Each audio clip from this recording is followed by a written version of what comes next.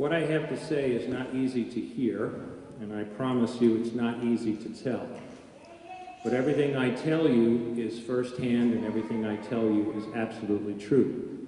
It is great to come to a youth conference and see so many people and hear so much enthusiasm here. I am so glad you're all here. But you're all here for a purpose. You're all here for a reason. You're all being called for something very, very important. Now, I came in from the United States yesterday morning, and Ms. Bernie Smith was up here speaking, and I had no idea that these abortion guidelines are being promulgated in Northern Ireland, and I was absolutely appalled. There are only 2 countries left in Europe where there is no abortion. That's Ireland and Malta, and I've had the privilege of being in both. But this is so critical to all of you. I urge you to work and fight hard against this, because once you get abortion in your country, it's almost impossible to root it out. What are we talking about? Why are you here? Why is it such a big deal? Why did I come all the way from the desert of New Mexico to talk to you? Now, we talk about abortion all the time, but what exactly are we talking about? I want you to imagine for a minute that you're an obstetrician gynecologist like me. And I want you to imagine for a minute, if you can, that you are a pro-choice obstetrician gynecologist like I used to be. Your patient is 17 years old. She's 20 weeks pregnant.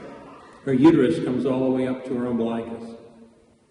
And if you could see her baby, and that's easy as anything on an ultrasound, if you could see her baby would be the length of your hand. Look at your hand, from the tip of your middle finger to your wrist.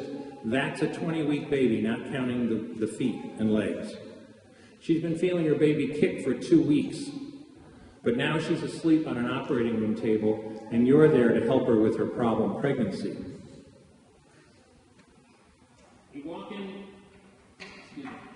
into that operating room scrubbed and gowned, and as I said, she's asleep on the table, and to the right is another small table where all your surgical instruments are located. Now, the first thing you want to reach for is a suction catheter. This is a 14 French suction catheter. Now, I know it's hard to see this, but I will, even though this is a big group, I'm going to pass these around because I think it's very important.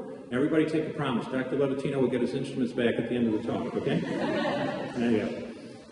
But this is a 14 French suction catheter. It's about 9 inches long. It's clear plastic. When you get it, you'll see there's a hole through the center of it. Be a minute. And if you can picture yourself taking this and putting it up through the cervix, up into the uterus. Now, a D&E, a second trimester abortion, is a blind procedure. You can't see anything. Everything's done by feel. And you instruct your circulating nurse to turn on the suction machine. What you'll see is some pale yellow fluid running through this into the machine. And that was the amniotic fluid that was there to protect the baby. Now, if she were only 12 weeks pregnant or less, look at your hand again. The width of your hand, that's 12 weeks or less. If she were 12 weeks pregnant or less, you could pretty much do the entire abortion with this one instrument. But babies this big, they don't fit through catheters this size. So you need something else. You reach down to your instrument table and you find your Sofer clamp. And again, you'll have a chance to look at this. This one belongs to me. It's never been used in an abortion. It never will. But this is the identical instrument that I used for years. It's about 13 or 14 inches long. It's made of stainless steel. And when you look at this, the business end is about 2.5 inches long and about 1/2 inch wide. And there are rows of sharp teeth on this instrument. This is a grasping instrument, and when it gets a hold of something, it does not let go. Like I said, a D&E abortion is strictly by feel. You can't see anything. Well, picture yourself, if you can, putting this up through the cervix, up into the uterus where the baby is, and just reaching around blindly. And grab a hold of anything you can get your hands on. And start to pull hard. And when it finally pops out comes a leg about that big that you put down on the table next to you. And reach in again. Grab a hold of anything you can and start pulling. Feel yourself pulling hard. And when out comes an arm about that same length which you put down on the table next to you. And you reach in with this instrument again and again, and you tear out the intestine, spines, heart and lungs. And the tricky part of that procedure is the baby's head. It's about the size of a plum. And again, you can't see it. So you have to kind of reach around. You're pretty sure you got it if you got a hold of something and your fingers are spread about as far as they will go.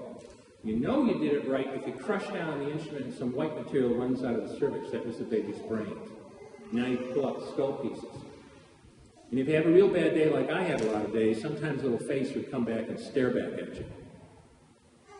Congratulations. You just successfully performed a second trimester D&E abortion. You just affirmed her right to choose. You just made over 400 euros in 15 minutes.